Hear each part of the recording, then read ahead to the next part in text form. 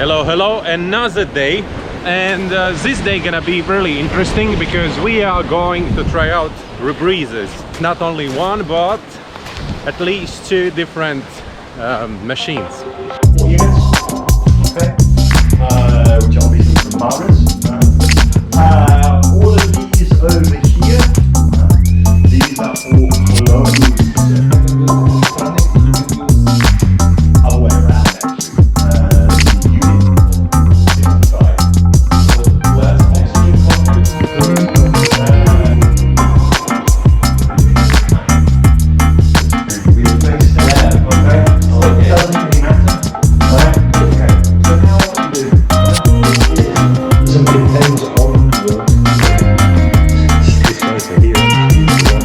It's completely different concept of diving. It's not different concept of diving, but it's absolutely different concept of buoyancy. Every one of you heard a lot, closed circuit, rebreather. So basically, what is a rebreather? Actually, the word by itself says actually what is it. It means that we rebreathing the air we've been breathing. Sounds a little bit strange, but that's how it is actually. Basically, what do? We recycle the air we used.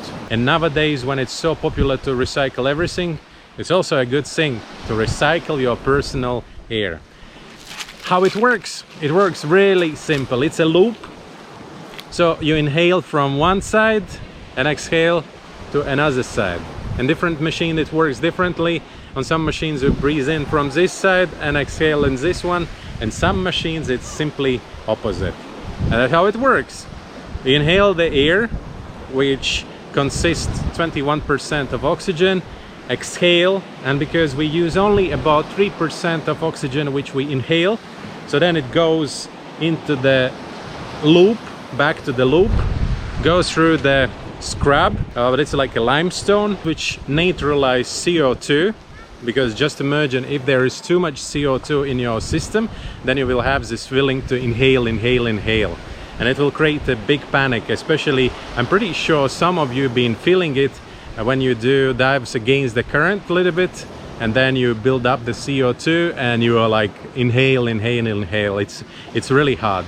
So basically it's neutralize all this CO2, add a little bit missing oxygen if it's needed, because when we are going down, the partial pressure of the oxygen increase and maybe it's not needed. There is enough oxygen for this particular depth. And Rebreather is like a nitrox machine which is all the time with you and giving for every single depth the perfect mix. Here's the AP range of rebreathers. Okay, so what we've then got inside here is where we've now got all of the stuff as we saw with the drawing. So we have here our oxygen cylinder. It's a 2 litre steel. Steel, okay. 2 litre steel. Okay. Oxygen, pure O2 cylinder. Okay. On the left-hand side, we've got air, 21%. I analysed that this morning when I set the units up. Again, 2 litre steel cylinder. All right. You then got the hose with convection. This here is a scrubber. The water mixes with the absorbent material because you can suffocate basically. So we don't want water going in the system. Exhale gas goes down here, comes out the bottom there. Main part of it is calcium hydroxide. The active ingredient which does most of the work, which is the catalyst for CO2 absorption. What we've got here then, okay. We've got our 1, 2, 3 oxygen sensors. Our exhaled gas passes up this tube here. Here they come then into contact with the oxygen sensors. We've got 2 batteries here. So here then on our left-hand side, the inhale counter, we've got a manual add button. It's like a dry suit button. Okay.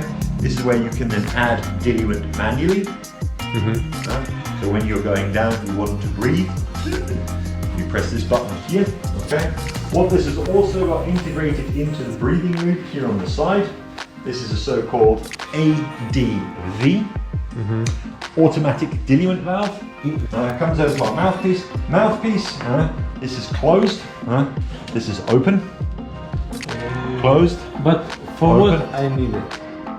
When you're underwater, and for example, you don't feel comfortable on the rebreather, or there's a problem, you need to get off, what you then do here is you just simply close the mouthpiece, let it go. Okay? So, down, it's closed. You close the mouthpiece, you let it go. That will flow out, and then you can just take the regulator and push it. The only problem was this buoyancy thing, because I've been constantly training my body to breathe slowly and deeply, because I have 7 liters of lungs. Because my lungs is bigger than this counter lungs. The counter lungs is at the bags where you exhale your air. I constantly inflated them. It was all the time full, and finally I was losing a lot of air. Since I'm breathing really slow, the system all the time thinks that I need more oxygen, and it's adding, constantly injecting more oxygen into my system. Finally, my cheeks was like a hamster cheeks, like all the time. Well, on a second dive I used Optima, and with Optima you can just simply use for the bailout your sign mount or your double cylinders on the back. In my case it was doubles on my back, and yeah, so it was like that was of course enough, but on a first dive, that 2 liters for a 60-minute dive, it wasn't enough. I lost a lot of air from my system just because simply I was breathing wrong. I would probably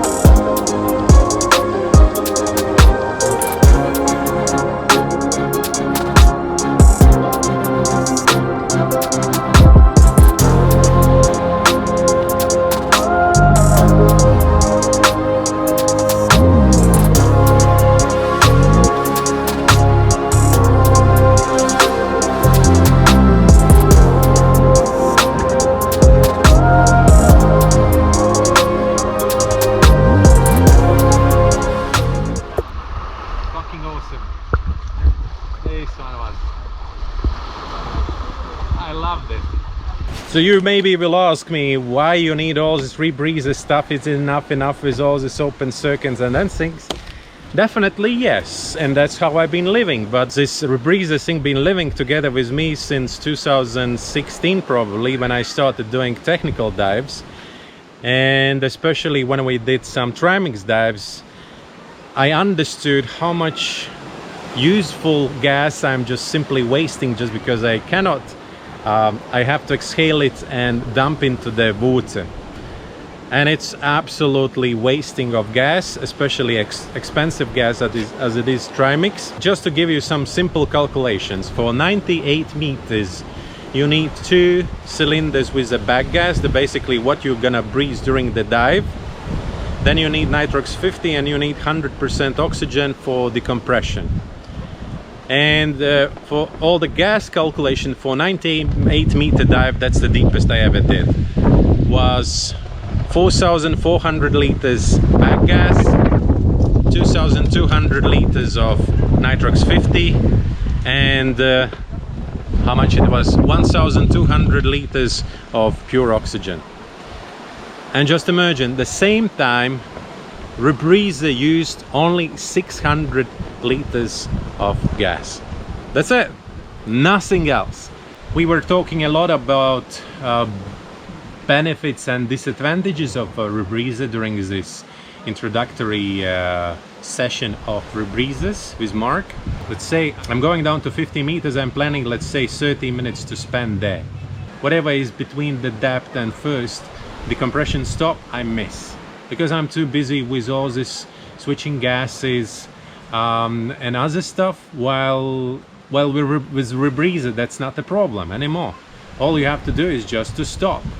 You have to stop, you still have to do decompression stops, but anyways, these decompression stops happens later than with the open circuit, just simply because your system or your machine or your Rebreather giving you perfect nitrox. And another thing is, with the Rebreather you don't have to go deep. You can go to 40 meters, but you can spend way more time. All this buoyancy thing is nothing really extraordinary, it just takes the time to learn how to dive with it. Then what is different between buoyancy with open circuit and Rebreather is that with the open circuit you inhale and you go up, and you exhale and you go down. With the Rebreather it doesn't change anything, because in the slope, the part of which you are, amount of the gas doesn't change. So that's why if you inhale, nothing happens, and if you exhale, also nothing happens. So that's why you have to learn to regulate everything with a button.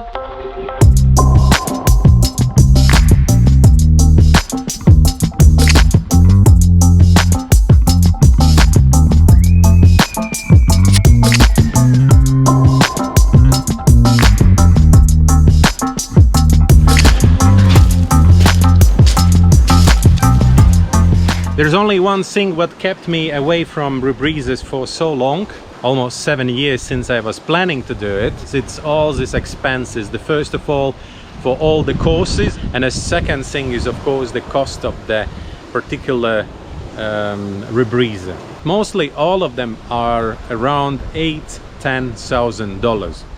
It's a big investment, and if you invest the money, as in my case, you have to think about how to monetize this one, because to buy a Rebreather just for fun, first of all, I don't operate with that big money just to simply buy it. There's another expensive equipment what I need for my daily diving.